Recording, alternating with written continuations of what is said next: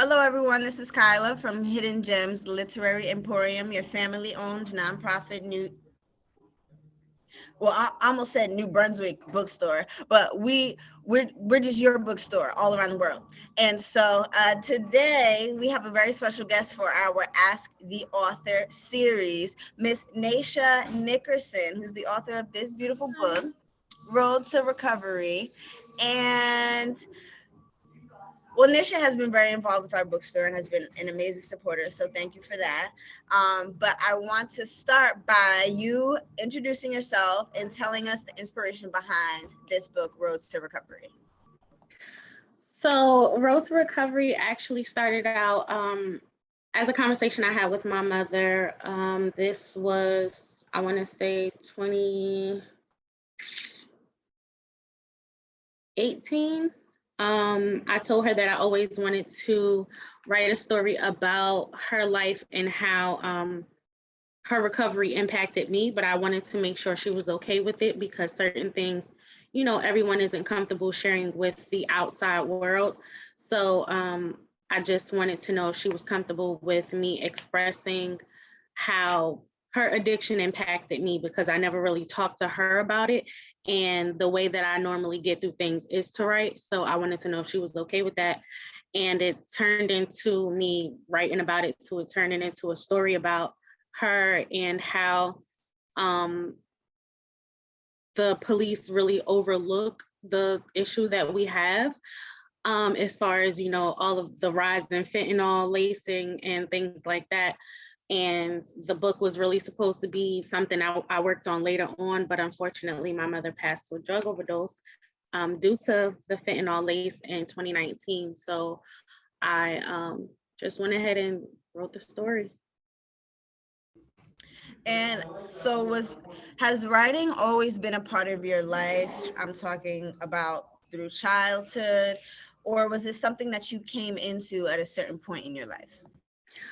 Honestly, I didn't notice how young I was when I got into writing. So my father, this is new. I didn't share this yet. I'm working on it in the second book, but my father was arrested when I was really young, and I used to write to him when I was, I want to say 6.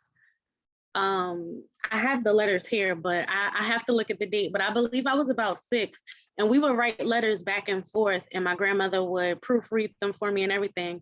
And every time I got a letter, I was like, Grandma, I gotta write my dad. I gotta write my dad. So initially it started there writing. But as far as like journaling and just writing, period, I want to say sometime in high school.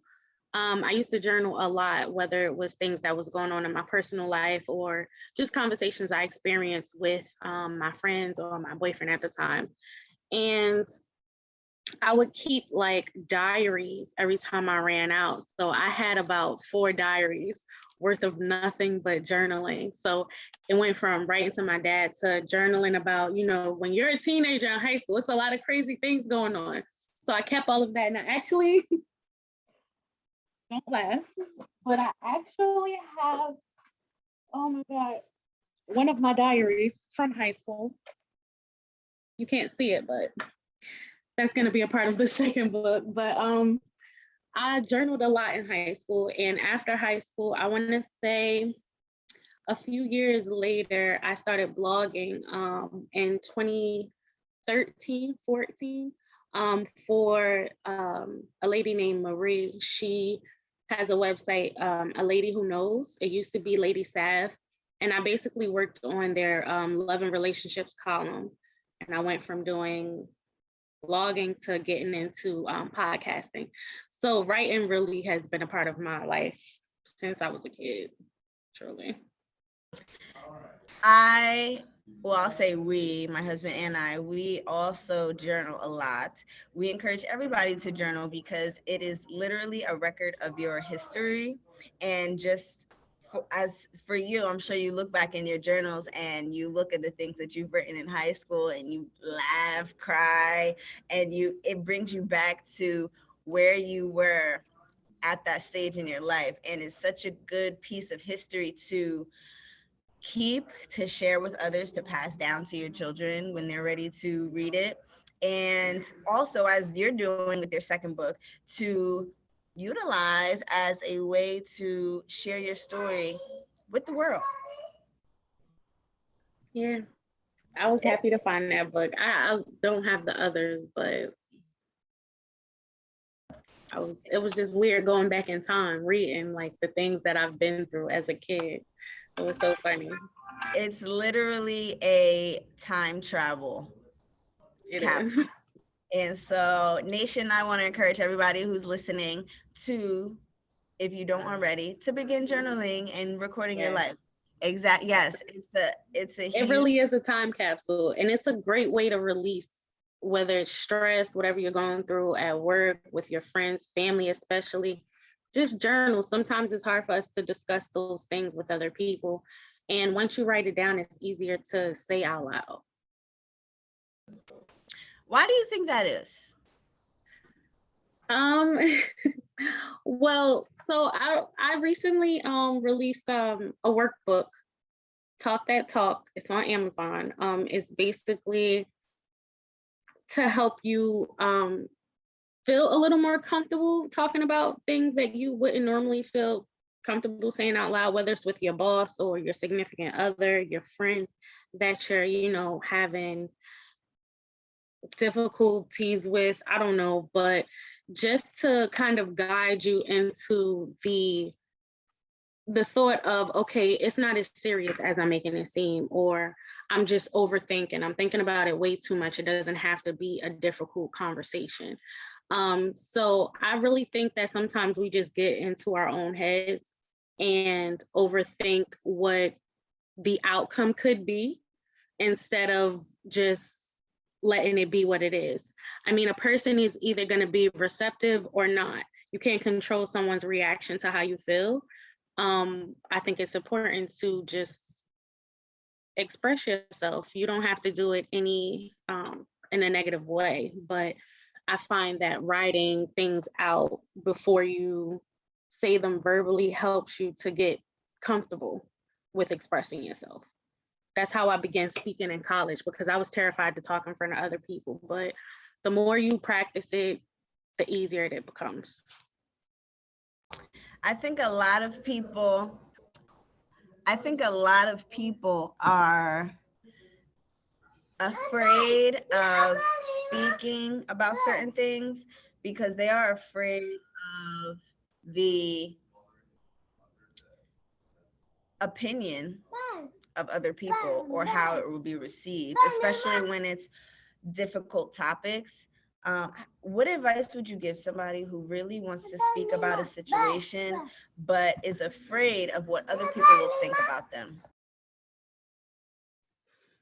So when I was writing, creating Talk That Talk, one thing that came to mind that a lot of my friends and some of my family experience was coming out to their family members as far as their sexuality.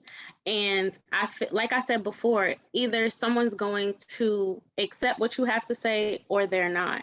It may not be comfortable and you may not even like what they have to say, but as long as you're true to yourself, that's all that matters. You don't have to. I know it's easier said than done, because growing up, around social media and how the media makes things how it's supposed to be, we confuse that with reality. And in reality, you don't have to care what other people think about you, because they don't make or break who you are as a person. As long as you accept yourself for who you are, it doesn't matter what other people think about you. So however you feel, express that. Like I said, it doesn't have to be in a negative way, but accept yourself first. And it'll be so much easier to express yourself to other people. Like, love yourself first. Don't care about, nothing else. Care about how you make yourself feel. And everything else falls into place. I'm so glad you said that. And I think that's so important, especially for people who have been through a lot of hurt and pain at young ages. And so when you experience those things at young, vulnerable ages, like for you, and you talk about it in your book that I recommend everybody read, you were in your teenage years when a lot of the things happen. And as I was reading your book, which I do feel could be a movie, I was reading it, and it's like every few pages I was stopping to put it down and talk to my husband. Like, you will not believe what she just said. You will not believe what just happened.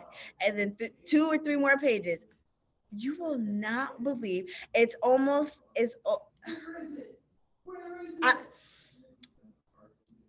and then to look at you now and see how just beautiful and bright and radiant you are. You, how do you, how have you kept that joy and that brightness and that love, even though you've been through so much at such a young age? It hasn't been easy. Thank you. I appreciate it. And you're gonna make me cry, but it hasn't been easy. I mean, I have my days where I just feel like I don't even know how I made it this far. I even had a conversation with my aunt, who I mentioned in the book, my aunt Tammy, and she asked me, she said to me one day, like, I'm so happy you didn't take the route that your mom took, or, I'm happy that even though you were molested, you didn't end up on the streets sleeping with different men and things like that. And I was just like, sometimes you have to keep the mentality. I know what I've been through. I wouldn't want to repeat the cycle as far as my mother's addiction. And I know how I felt when I was violated as a child. I wouldn't want to just throw myself at anybody. It didn't make sense to me. So what kept me like on a straight and narrow was the love and support of the people around me, like my family, my friends, now my boyfriend, just the love and support that was around me, and reminding myself that it's easy to be a victim, but it's easy to be a victim, but being a survivor is a completely different. I don't know how to explain it. Like, knowing that you've been through the rough and you was able to climb out of all of that and seeing the light and showing other people like this could be you too. You don't have to be what you've been through. Like, that's the biggest message that I ever had for anybody. You don't have to be what you've been through. Don't be a victim, be a survivor, because it's empowering to know that you can help other people get through the things that is hard to get through. It's an amazing feeling. So just all of that. I love helping people, and I know what it's like to feel like you're alone. And I wouldn't wish that on my worst enemy. Going through some of the things that I've been through, to know that someone has to deal with that by themselves is enough to fall victim. So I just try to be there for the people that I can. Like I said, what helped me was the support that I had. So that's really all. I I really appreciate you saying everything that you're saying. And one of the things that I think that is part of your message as a person, as an author, is that and one of the things that I think a lot of people can learn from you and your story is that when you find the courage inside to speak about the things that you have been through, the impact that you can make on people that you don't even know is immense. I'm telling you, the people that have came to Hidden Gems and purchased this book, and we talk about, a lot of them, they the cover attracts them, in the title Road to Recovery. They say, what is this about, blah blah blah, and they tell me that they relate to the book because they've been through a lot of the things that you have talked about in the summary on the back, and they immediately relate, and they immediately want to know more about your story. And I feel as though after they read the book, they will be inspired to maybe let go of some of the hurt that perhaps they've been carrying with them, and also be inspired to talk about their story more, be inspired to not feel ashamed, because that's a whole nother topic too. Shame, when things happen to you, and this is not the way that we should think, but sometimes when things happen to us, we feel ashamed of those things, even though we didn't do anything. But that's a whole thing that, you know, we all have to overcome as well. And your book really serves as a beautiful example for, as you said, survivors, people who have been through things, but there's still that light in their heart and in their bones and in their mind. Like, no, I want to get through this. I want to be happy. I want to be fruitful. I don't want to let this thing that happened to me a year ago, 10 years ago, yesterday, continue to weigh me down throughout the rest of my life. I have a family. I have children to live for. I have people who love me. I have dreams. I have goals. And so that's one of the many reasons why I love this book personally. And I want to ask you a question about the title. How did you come up with the title? And on a technical note, did you come up with the title before or after you wrote the book? So the title actually came before I even wrote the book. The story was already somewhat there. Like I would go back and forth between the books that I wanted to write whenever I would be writing. Um, but Road to Recovery, honestly, a lot of things come to me in my dreams. I'm not even gonna lie. It may sound weird, but they come to me in my dreams, and it came to me one night, and I woke up and I had to write it down so I wouldn't forget, because when I wake up, I forget everything. And I was thinking, like, it's not just about my mother's recovery, or it was really my road through her recovery. So everything that I had to deal with while she was suffering from drug addiction. So it wasn't just her. It was like, I don't know if you ever heard of the footprints prayer, but it's basically about God carrying you when you only see one set of footprints. And I felt like we were on that road to recovery together, because her addiction didn't just impact her, it impacted my life too. So it really was just a conversation I had with myself in my dream. I love the title also because it it's a clear statement that recovery is a journey. It's not whether you're recovering from drug addiction or, you know, traumatic events that happened in the past. It's not something that you don't expect to get over it within the next second or within the next day. You have to be willing and open to be patient with yourself and let yourself feel those emotions. And, you know, some things that happen to us in our lives are not something that we could just forget ever. Even, you know, the things that you write about in this book, you will never forget. You will be somebody's grandmother or great grandmother, and you of course will remember these things. And the good thing about you having the courage and taking the step to write this book is that this is something that you could pass down to your children, to your grandchildren, your great grandchildren. This book will continue to go down your family tree even long after you perhaps are not even on this earth anymore. And it has a it will and does have an impact on the future generations that will be birthed from you and your family. And so I want to encourage everybody as well who's going to be listening to be patient with yourself, continue to love yourself, understand that recovery from anything is a process and a journey. Don't rush yourself. And most important, like you said, love yourself and don't be afraid of what other people will say if you were to express your story. Because the truth is, there are millions of people in this world that have experienced these same things, but there are few who take the courage to talk about it and publish a book about it. And so the last line on the summary in the back says, stay strong and keep pushing. That's pretty much it. That's something that we all need to remember just on your day-to-day life, whether you're healing from something traumatic that happened, or we all know how it feels when you get the notification you owe $300. And then, sometimes those notifications just make you, but no, you have to stay strong and keep pushing and not let those things uh, make you crumble. No, I agree. I think it's important.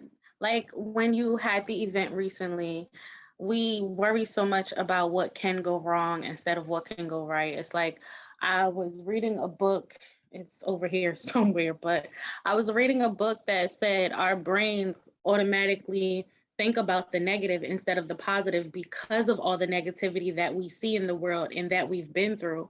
And there's a way to reverse that. We just don't work hard enough on it. So anytime you think about something negative, think about three positive things.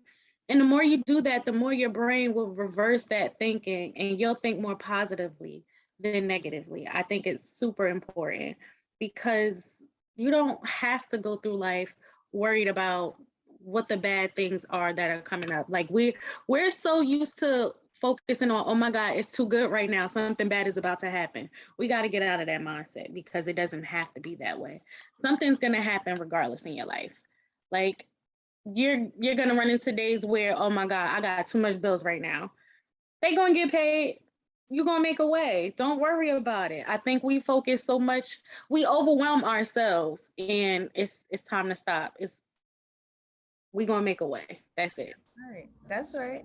And we always talk about and we recently did a TED talk at Rutgers entitled "The Power of the Tongue," and it talks about that very thing: how your mind, your thoughts affect your words, and your words literally will affect the outcome of your situation.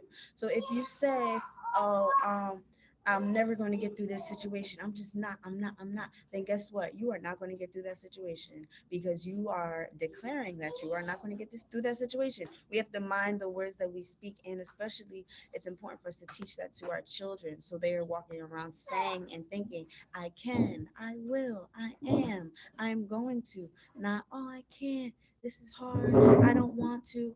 I don't know how." And so words definitely have power, and I appreciate you saying that also. Um, I love speaking with you. Every time I see you, you just brighten up my day with this. You just glow naturally. You make my Thank smile you. so bright. Yes. And so, last question for you. What is the best way? I know you just released a journal and you have another book coming out. What is the best way for people to connect with you online if they want to either purchase one of your books or maybe ask you a question or reach out to you and just tell you their story? So, my books are on Amazon. I know sometimes it's hard to find books on Amazon if you don't not the top writer or something. But the easiest way to connect with me is through social media right now. I'm working on my website, so it'll be easier. But until then, I can be found on Instagram at 50 shades of underscore NAI. Facebook is just Naisha Nickerson. I can be reached either or. I'm always happy to answer any questions or anything because, like I said, I know sometimes it's hard and it's easier when you can relate to the conversation. So if anybody ever wants to talk to me, I'm more than happy. But yeah, on my Instagram, you can find a link to my books and you can message me there or email me. It's a email button, I believe, too, but either or is fine. Okay, and we want to encourage everyone who can hear the sound of my voice to connect with Naisha and also to come by Hidden Gems. She graciously sent us a whole bunch of copies, and so we appreciate that. And we want you to come by Hidden Gems and get your copy of Road to Recovery by Yeah. Miss Naisha Nickerson. We have a Thank you. platform where we support independent authors, and so all of our independent authors who display with us get 100% of the proceeds. And so, Miss Naisha, we look forward to everything that you are doing and will do in your career. And we hope you continue to stay connected with us. And thank you for coming to our last event. Nisha was here Thank you for signing having me. pictures. Oh, no problem. She was here signing pictures, and then her partner brought a whole bunch of flowers. I'm like, oh, this is cute. And it's funny because she talks about her partner in the book. And when I met him, I said, oh, issue from the book. And so it's just interesting. And I'm sure he comes to a lot of your events. He seems very, very supportive. It's interesting reading about him and then meeting him in actual life. Yeah, he's a great person, and believe it or not, we weren't even speaking at the time, and he still showed up. And I told him, I know we're in the middle of a quarrel, but I appreciate you for still showing up. He's very supportive because he knows how important it is to me to get the message out to everyone. So I appreciate him. He's And that's amazing. true love, right? Isn't that love? Um, Miss Naisha, again, I want to thank you so much for your time today, and we Thank look forward to you. working with you for years and years to come. And last time, I want to encourage everybody to come by and get your copy of Road to Recovery, or if you give us a call, we'd be happy to ship it to your home. We love you all for reading and listening. And Miss Naisha, we will talk again very, very soon. Thank you, Kayla. No problem. Talk to you soon. All right. Bye bye. Bye.